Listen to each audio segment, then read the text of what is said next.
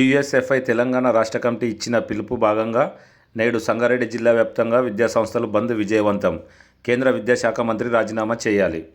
ఈ సందర్భంగా జిల్లా అధ్యక్ష కార్యదర్శులు సందీప్ ప్రశాంత్ మాట్లాడుతూ, ఢిల్లీలో జరుగుతున్న నీట్ విద్యార్థులకు న్యాయం చేయాలని కేంద్ర విద్యాశాఖ మంత్రి ధర్మేంద్ర ప్రధాన్ రాజీనామా చేయాలని శాంతియుతంగా నిరసన చేస్తున్న విద్యార్థి యువజన నాయకులపై లాఠీ చార్జీను నిరసిస్తూ యుఎస్ఎఫ్ఐ తెలంగాణ రాష్ట్ర కమిటీ ఇచ్చిన పిలుపులో భాగంగా సంగారెడ్డి జిల్లా వ్యాప్తంగా పలు విద్యాసంస్థలు బంద్ చేయడం జరిగిందని తెలిపారు. లాఠీలు, తూటాలతో ఉద్యమాలను అణచివేయలేరని అన్నారు.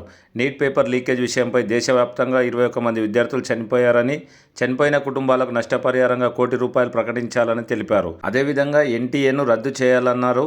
కేంద్ర విద్యాశాఖ మంత్రి ధర్మేంద్ర ప్రధాన్ బాధ్యత వహిస్తూ వెంటనే రాజీనామా చేయాలని, లేని పక్షంలో పెద్ద ఎత్తున రాస్తారోకోలు, ధర్నాలు చేస్తామని హెచ్చరించారు.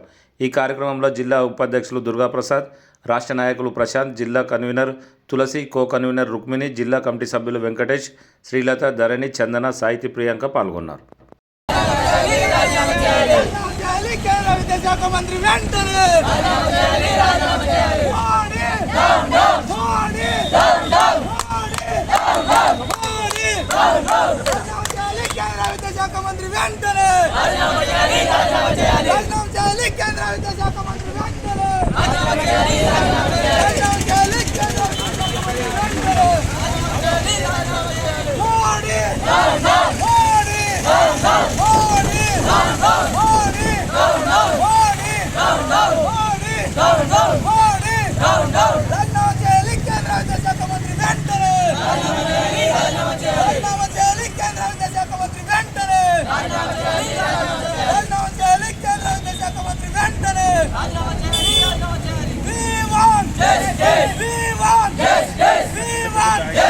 యుఎస్ఎఫ్ఐ సంగారెడ్డి జిల్లా అధ్యక్షుడిని. నా పేరు సందీప్.